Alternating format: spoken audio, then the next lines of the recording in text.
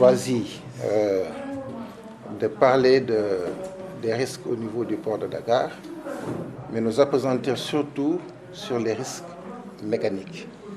Parce qu'il y a presque tous les risques au niveau de l'activité portuaire. Il y a les risques physiques, il y a les risques chimiques, il y a les risques ergonomiques, il y a les risques biologiques, il y a les risques environnementaux, etc., etc. Nous avons donc choisi de parler des risques mécaniques. Les risques mécaniques que nous définissons comme la rencontre de trois éléments.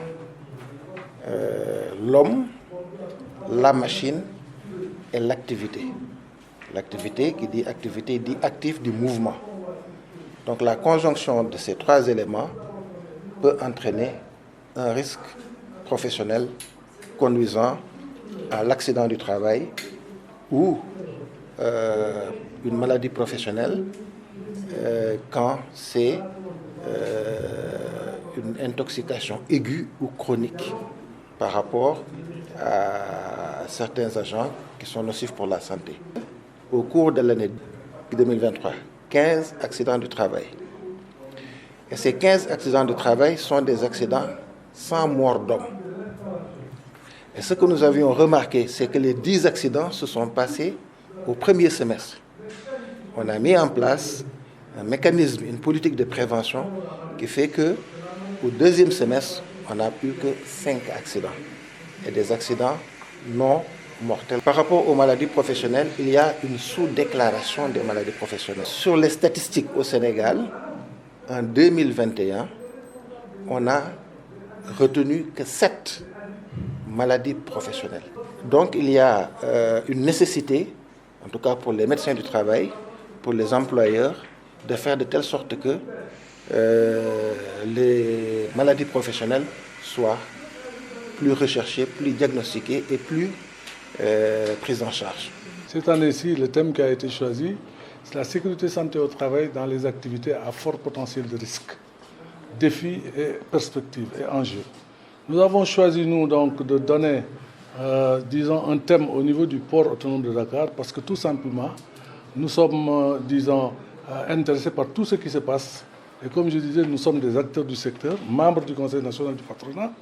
Et dans ce secteur rentrent tous les jours 8000 personnes qui viennent fréquenter le port pour y mener des activités. Il y a des risques, pas à fort potentiel de risque, mais il est vrai que dans les années passées, la destination première des sapeurs-pompiers, c'était le port. Aujourd'hui, peut-être moins, mais les risques, ils sont encore là. La raison pour laquelle nous avons choisi, dans ce moment de la prévention, de parler d'abord du code du SPS, qui est méconnu par beaucoup d'utilisateurs du port, et ensuite, bien entendu, de parler de tout ce qui est risque mécanique à l'intérieur du port, parce que nous avons des populations qui aussi sont confrontées à cela.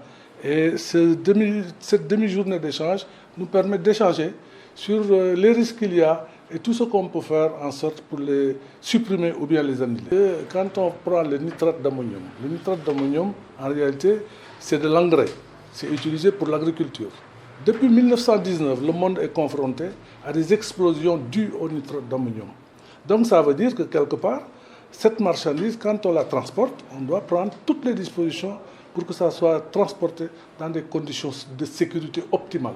La preuve, au niveau du Sénégal, nous avons constaté il y a de cela 2 ou 3 ans que le nitrate d'ammonium était exposé ici, dans des conditions aussi qui pouvaient permettre à ce que ça explose. Donc voilà ce que nous avons aussi voulu faire à travers cette demi-journée d'échange, de sensibilisation, pour qu'on puisse nous tous nous remettre à niveau, à savoir qu'il faut qu'on ait des réflexes de sécurité. Partout où il y a du travail, il y a de l'activité, on doit analyser quels sont les risques qu'il y a et mettre en place des actions de correction ou bien pour supprimer totalement le risque, parce que le risque, quand on le prend pas en charge, mais il fait des dégâts, il tue des personnes. Et c'est des choses sur lesquelles je pense que nous devons tous être conscients. Et tout à l'heure, je donnais l'exemple aussi frappant. Vous savez, on a souvent un problème de culture. Quand je donne l'exemple des bâtiments, les prises électriques se trouvent où? En bas. Nous avons dans nos maisons des jeunes qui rampent, qui peuvent prendre des bouts de fer et mettre dans les prises. Qu'est-ce qu'on ne ferait pas pour ne pas soulever jusqu'à un certain niveau les prises électriques? Vous voyez ça, le risque il est là. Dans nos maisons, d'ailleurs, on en a. Dans la rue, on en a. Quand vous traversez la rue, vous ne regardez pas. Quand vous passez à Colobane, vous avez vu tout ce qui se passe. Il y a un pont juste à côté. Mais il y en a qui prennent un malin plaisir tous les jours. Le matin, ils traversent en courant. Le soir, ils traversent en courant. Donc, ils prennent des risques constamment de se faire écraser par des véhicules qui sont sur leur chemin.